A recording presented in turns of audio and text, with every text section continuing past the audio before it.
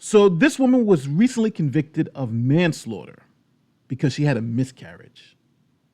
Here are the facts.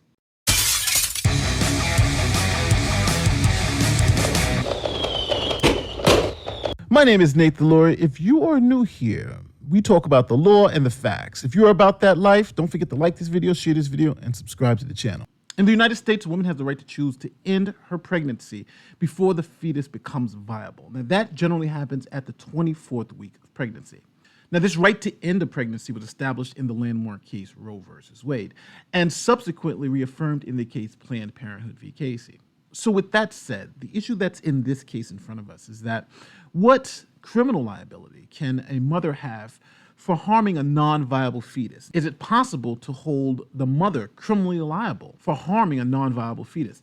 And don't forget, she could just go and get an abortion, but if she doesn't get an abortion and harms it in some other way, can the law hold her criminally liable for it? And that's what these cases are about. Now, this is Brittney Poula. She's a 21-year-old Oklahoma woman who was just convicted of first-degree manslaughter on October 6th. Now, her crime was having a miscarriage that the state blamed on her alleged illegal drug use. Her drug of choice was meth. Now, the manslaughter statute reads, Homicide is manslaughter in the first degree in the following cases. 1. When perpetrated without a design to effect death by a person while engaged in the commission of a misdemeanor. 2. When perpetrated without a design to effect death, and in a heat of passion, but in a cruel and unusual manner, or by means of a dangerous weapon, unless it is committed under such circumstances as constitute excusable or justifiable homicide. 3. When perpetrated unnecessarily either while resisting an attempt by the person killed to commit a crime, or after such attempt shall have failed. So Ms. Poula was convicted under this statute.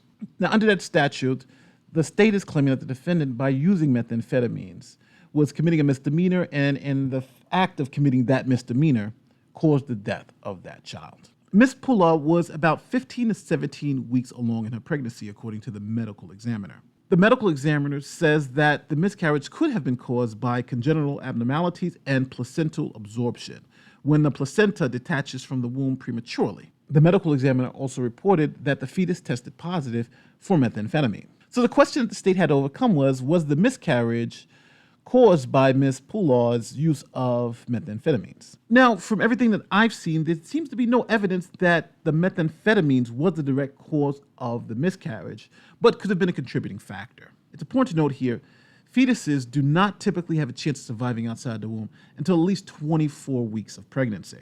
This fetus, at best, was about 17 weeks old. Now, because of this conviction, Brittney Poula is facing 4 years in prison. Now, the National Advocates for Pregnant Women say that they've documented over 1,600 cases involving criminalization of pregnancy, and more than 1,200 of those cases occurred within the past 15 years. This is a quote from the organization.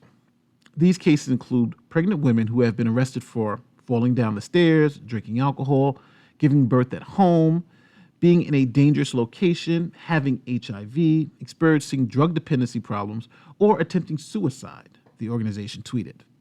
A majority of women subject to pregnancy-based prosecutions are low-income and drug-using women and women of color. Now, at first, I thought that this was a one-off case. This was Oklahoma, very red state. They're really not in favor of abortion, so you would expect something like this.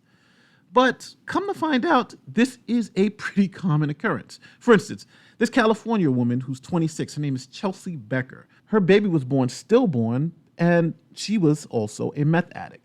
In that case, a judge dismissed the charges. Last year in October, Adora Perez was also charged. Now, these cases raise a lot of interesting legal questions.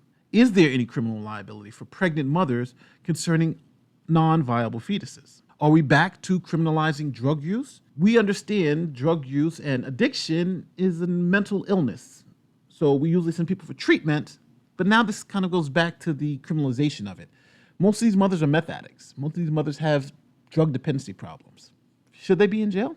And then the big question is, how does this work with the right to an abortion? Interestingly enough, if these women just went and had elective abortions, then there would be no criminal charges.